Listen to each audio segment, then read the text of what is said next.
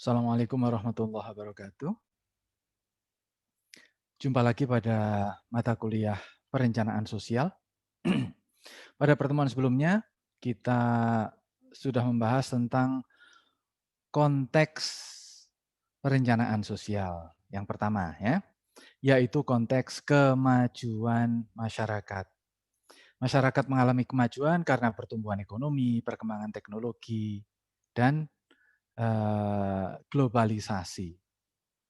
Sehingga masyarakat bisa menikmati hidup secara lebih baik, menyelesaikan pekerjaan lebih produktif, dan melakukan hal-hal untuk mengekspresikan diri, hobi, cita-cita, dan lain-lain lebih memungkinkan.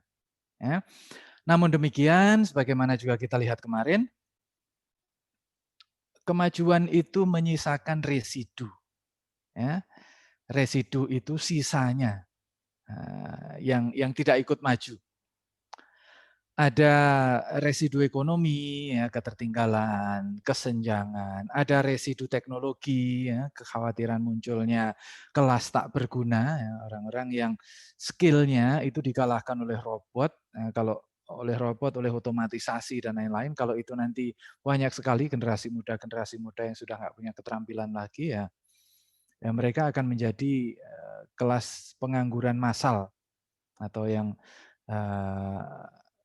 sering disebut sebagai useless class, kelas tak berguna.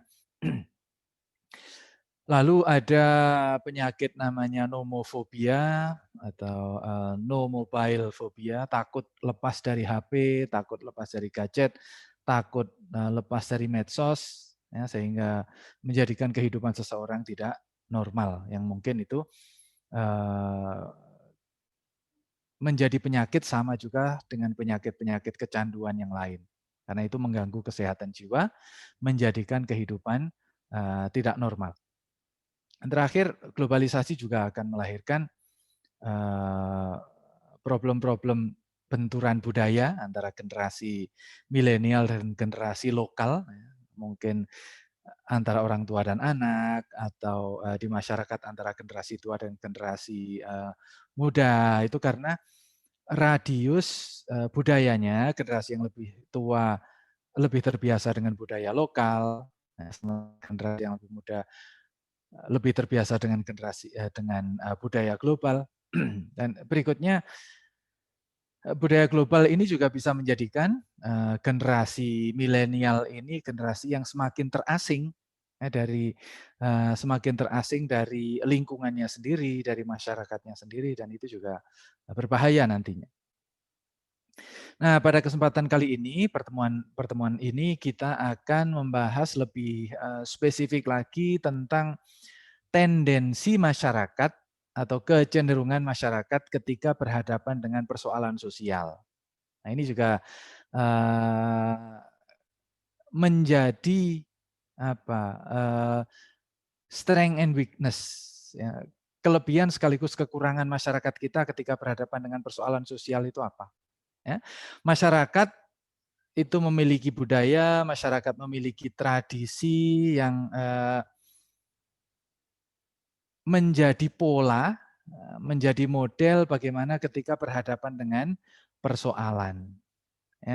Kita nanti akan lihat bahwa masyarakat itu punya kebiasaan, punya tradisi yang bisa kita saksikan ketika mengalami persoalan, apa yang dilakukan. Jadi kemajuan masyarakat menimbulkan residu sosial itu lahir menjadi problem sosial atau persoalan sosial, dan masyarakat memiliki pola yang beragam ketika harus menghadapi persoalan sosial. Nah, ini kalau kita mengamati di lingkungan kita, baik lingkungan dekat maupun lingkungan yang lebih luas, baik di masyarakat tradisional pedesaan maupun di masyarakat modern perkotaan, masyarakat kita punya tendensi eskapisme. Nah, eskapisme itu apa? Eskapisme itu melarikan diri dari kemajuan. Mengapa lari dari kemajuan? Karena kemajuan itu menjadi tantangan. Perubahan itu membutuhkan adaptasi. Ya, kalau perubahan ekonomi, ya, kemajuan ekonomi menuntut orang untuk belajar supaya bisa lebih produktif. Kemajuan teknologi menuntut orang untuk belajar mengadaptasi kemampuan teknologi. Ya. Tetapi banyak orang yang dalam situasi sulit, ya, dalam situasi berat, dalam situasi tertekan, itu tergoda untuk melarikan diri, mencari alternatif yang tidak solutif, tapi mencari alternatif yang sifatnya menghindar. Nah, contoh klenik, apa itu klenik? Klenik itu atau perdukunan, ya, orang mencoba menyelesaikan persoalan dengan lari ke dunia gaib.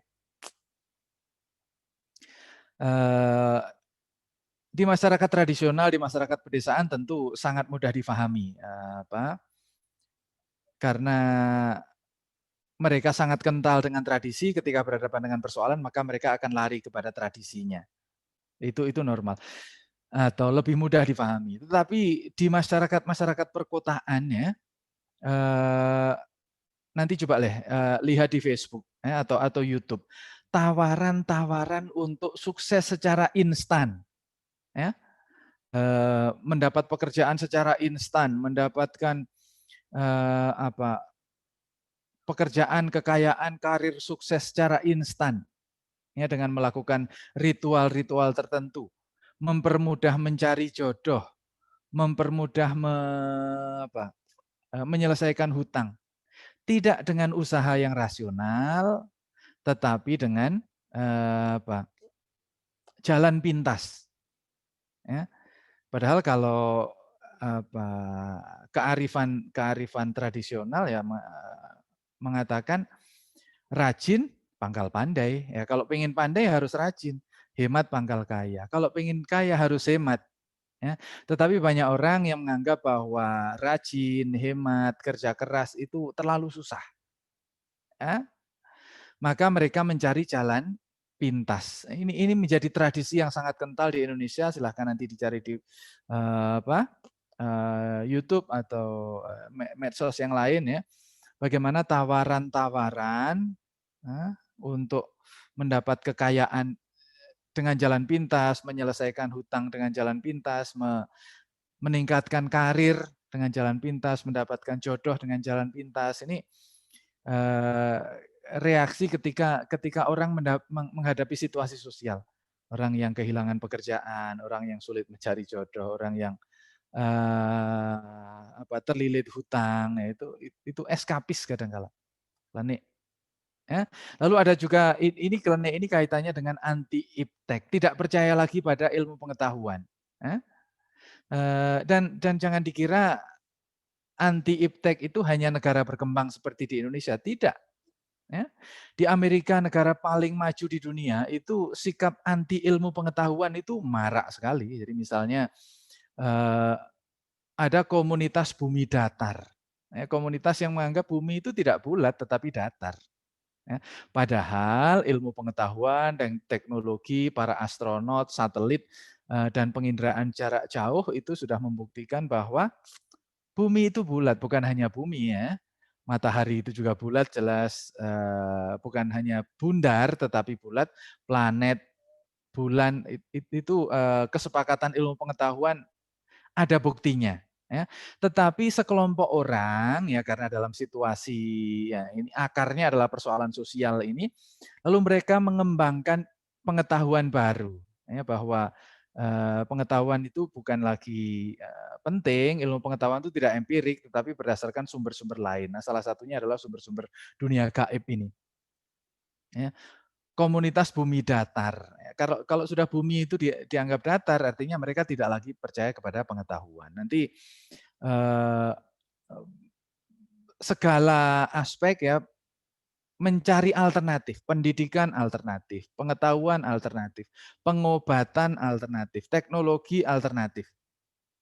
Nah, karena tidak percaya pada proses, tidak percaya kepada rasionalitas. Nah, ini marak sekali berkembang di masyarakat, ya, tidak hanya di pedesaan, di masyarakat perkotaan, tidak hanya di kalangan masyarakat yang pendidikannya rendah, masyarakat yang berpendidikan tinggi itu juga mengalami godaan yang sama karena sebenarnya intinya itu bukan bukan persoalan apa ya, tahayul atau percaya kepada yang aneh-aneh, tetapi godaan untuk mendapatkan prestasi secara instan. Ya. Sekarang ini kan segala sesuatu dunia dituntut untuk instan. Ya. Kalau dulu orang untuk menjadi artis ya harus apa? Meniti karir dari bawah, mengikuti proses secara alami ya, menjadi artis di level kampung, artis level kecamatan, artis level kota, provinsi dan akhirnya menjadi artis nasional. Tapi sekarang ini tidak, ya kan? Ada kontes-kontes di mana orang yang mungkin profesinya sebagai pelayan atau pekerja atau mahasiswa atau dosen mengikuti kontes-kontes televisi, kalau menang kemudian menjadi artis dadakan. Ya. Sehingga itu memicu generasi-generasi muda untuk melihat dunia ini banyak jalan pintas. Ya, banyak jalan pintas eh, menjadi kaya, menjadi sukses, menjadi terkenal. Nah, di dunia politik juga begitu.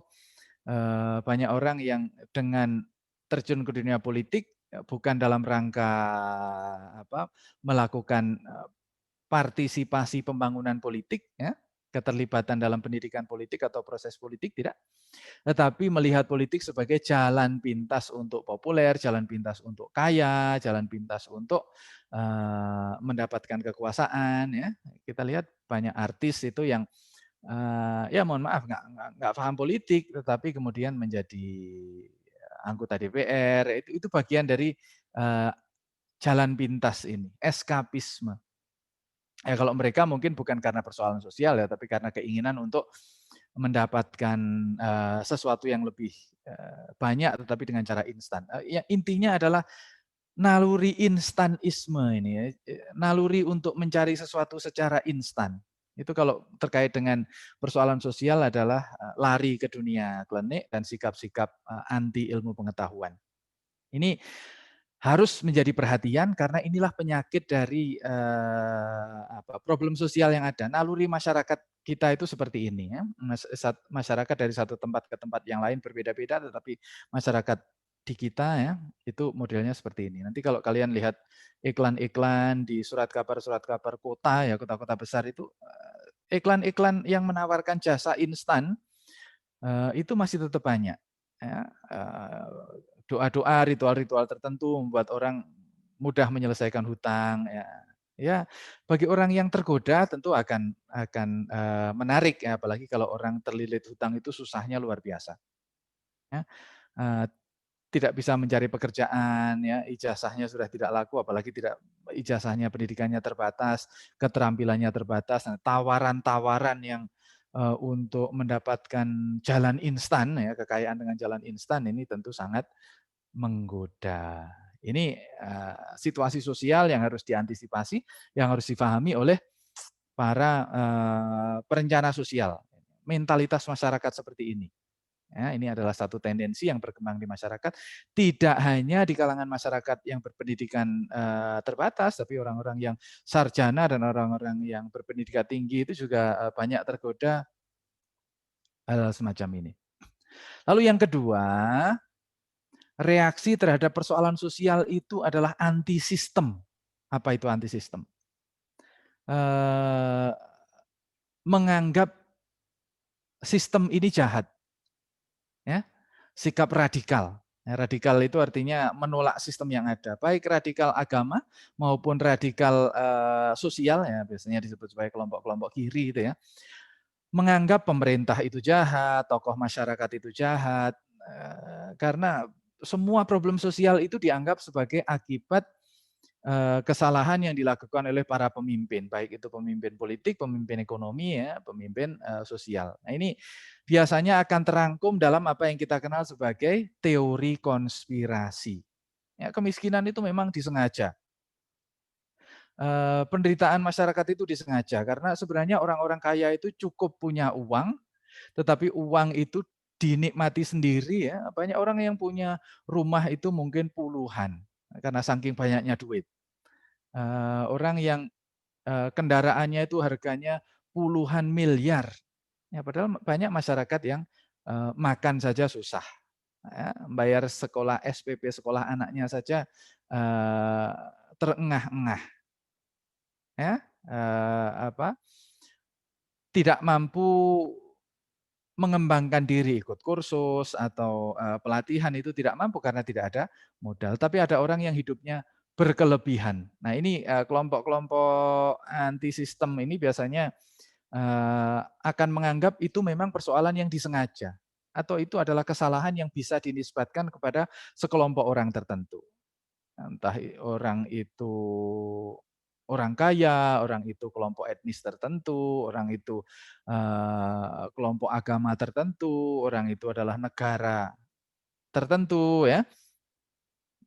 Itu adalah sikap-sikap yang banyak muncul. Nah, ini terutama di kalangan generasi muda, ya, karena generasi muda itu egonya masih sangat tinggi, ya, semangat hidupnya sangat tinggi. Ketika hidup itu buntu dan tidak bisa dicari jalan keluar, maka naluri untuk mencari kambing hitam itu sangat mudah sekali. Sangat. Coba kalian kalau nonton YouTube, ya, yang terkait dengan pandemi ini, membawa argumen-argumen teori konspirasi, ya. Itu sangat menarik sekali, sangat logis, terlihat sangat logis sekali. Ya, terlihat sangat logis bahwa ada banyak orang yang punya kemampuan teknologi, kemampuan finansial, negara-negara maju, itu punya kepentingan, ya, untuk menjual obat. Nah, bagaimana kalau supaya obatnya laris? Ya, orang harus dibuat sakit. Nah, ini eee, kalau orang banyak yang sakit, maka kalau pabrik-pabrik obat itu memproduksi obat pasti akan laris. Orang-orang investor di dunia farmasi tentu akan mendapatkan keuntungan yang lebih besar, ya. Sehingga kondisi yang berkembang di masyarakat itu kemudian dicarikan kambing hitam. Entah itu orang, entah itu kelompok sosial, entah itu negara, ya. Ini merupakan naluri seseorang, ya. Ini juga berkembang di tempat kita, yang harus diantisipasi oleh para perencana sosial. Ya, penyakit-penyakit ini, ya, tendensi-tendensi ini, ya. Karena dengan adanya media sosial itu banyak sekali gosip, banyak sekali berita-berita hoax, banyak sekali informasi yang tidak bisa dipertanggungjawabkan sehingga menjadi input, ya, menjadi masukan bagi eh, cara berpikir konspirasi, menganggap bahwa ada kelompok tertentu yang jahat, ada kelompok, ya, katakanlah ada yang menganggap itu eh, kelompok elit di Indonesia atau oligarki, kelompok-kelompok elit politik, elit ekonomi yang memang tidak ingin kekuasaannya terganggu. Lalu nanti ada kelompok-kelompok elit internasional. Ada bahkan, ya, ini nanti, ya, cara berpikir konspirasi itu akhirnya ada yang menganggap segala persoalan itu didesain oleh makhluk planet.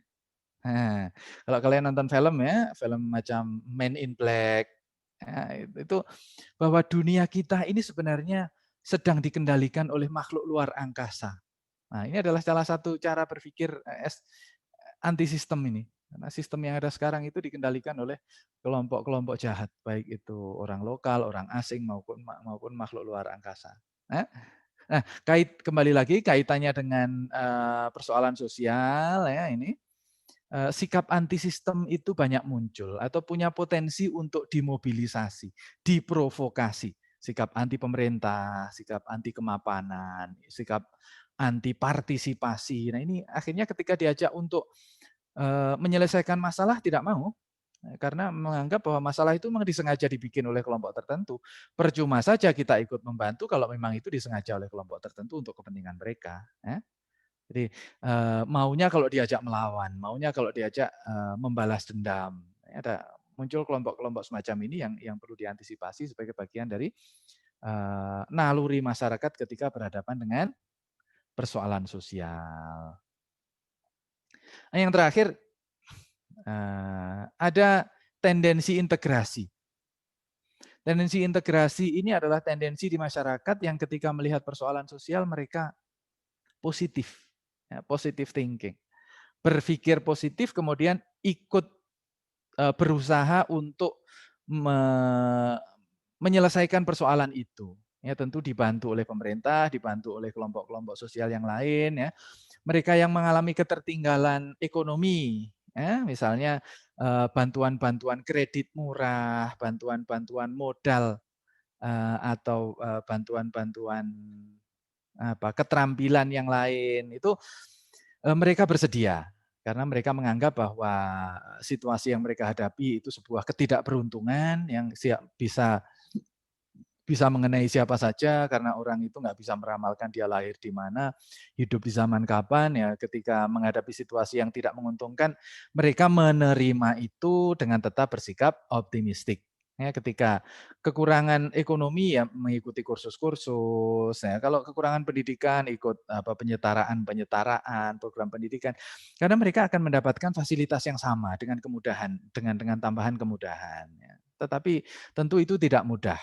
Tetapi ini ada orang-orang yang bersedia untuk berpartisipasi menyelesaikan persoalan.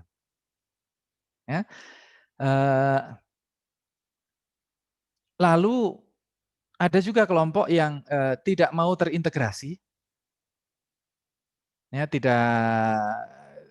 tidak ingin dibantu, ya, tidak ingin dibantu mengikuti orang lain, ya, atau tidak ingin menjadi bagian dari sistem dari kemajuan masyarakat, tetapi membuat sistem paralel, ya, subsisten. Mereka ini membuat perencanaan kehidupan mereka sendiri berdasarkan nilai-nilai yang ada pada budaya mereka.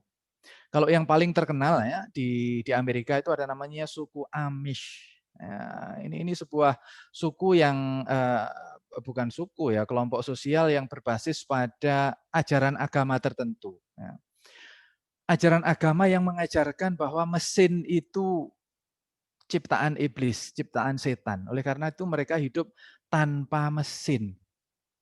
Mereka pertaniannya maju, ya, pendidikannya maju di Amerika itu, tetapi mereka tidak menggunakan listrik, lampunya masih lampu pakai minyak, kemudian kendaraan itu masih pakai kuda. Ya, kemudian mereka hidup dengan sesama mereka sendiri, kawin, menikah dengan sesama mereka sendiri, lalu hidup di relatif terasing. Hanya ketika kebutuhan sangat mendesak, misalnya kecelakaan atau apa, mereka mau keluar untuk berobat. Tapi secara umum mereka subsisten, mereka bisa memenuhi kebutuhan mereka sendiri. Ya, dengan cara-cara rasionalitas mereka sendiri, tidak mau menggunakan HP. Yang menarik adalah karena kebutuhan ya administratif ya, karena bagaimanapun juga manajemen itu dibutuhkan ketika harus berdagang dengan kelompok lain, itu juga dibutuhkan, atau mengelola manajemen dibutuhkan.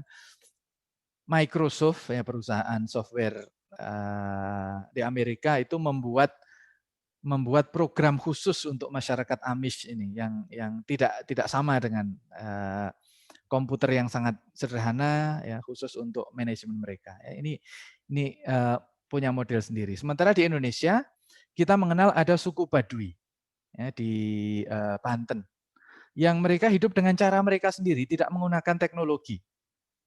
Atau menggunakan teknologi dengan cara yang sangat terbatas. Ini tentu kita tidak bisa memaksa mereka untuk maju dalam artian menggunakan standar masyarakat yang lain. Ya, harus industrialisasi, harus teknologisasi, harus globalisasi, tidak bisa. Ini adalah pilihan mereka yang harus dihormati ya. Bagaimana mereka membangun kehidupan sesuai dengan nilai-nilai yang mereka miliki. Ya, tetapi ini berbeda dengan kelompok eskapis. Mereka tidak melarikan diri. Mereka membangun kehidupan dengan cara mereka sendiri. Berbeda. Mereka tidak melarikan diri dan mereka tidak anti sistem. Ya, mereka hanya menganggap mereka punya sistem sendiri.